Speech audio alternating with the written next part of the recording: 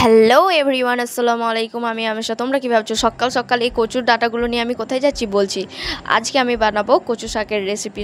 এখানে কিন্তু ডাঁটাগুলো নেব, পাতাগুলো নেব না। এখানে কিন্তু ডাঁটাগুলোর মানেই হলো কচু শাক, আর পাতাগুলো নয়। পাতাগুলো খেলে গলা খুসখুস করে।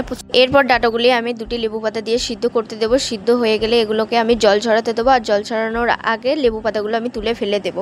আর এদিকে আমি মাছের মাথাটা ততক্ষণ ভেজে নেবো, ভালো করে একটু মুচমুচে করে ভাজবো। যেহেতু আমি মাছের মাথা দিয়ে কচু শাক করবো, তাই মাছের মাথাটাকে ভালো করে ভেজে নেবো। এরপর ওই কড়াইতেই পেঁয়াজ কুচু, শুকনো লঙ্কা এবং কালো জিরের ফোড়ন দিয়ে ভালো করে ভেজে নেব।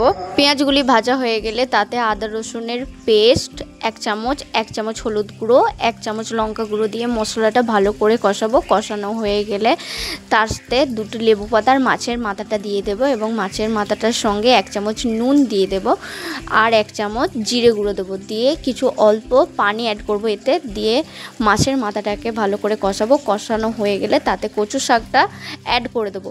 এবার এটাকে ভালো করে ভেজে নেব। নাও আমাদের কচু শাক রেডি। এবার সবাইকে দিয়ে টেস্ট করানো যাক কেমন হয়েছে। প্রথমে বুনিকে দিয়ে টেস্ট করাবো। কেসা হয়েছে বুনি? এবারে জানুর পালা। জানু এবার টেস্ট করে বলবে কেমন হয়েছে। জানু কেমন হয়েছে? সবার তো টেস্ট করা হয়ে গেলো, এবার আমার পালা। যাই হোক, আমি এবার টেস্ট করি। দেখা হচ্ছে নেক্সট ব্লগে। ততক্ষণের মতো টাটা।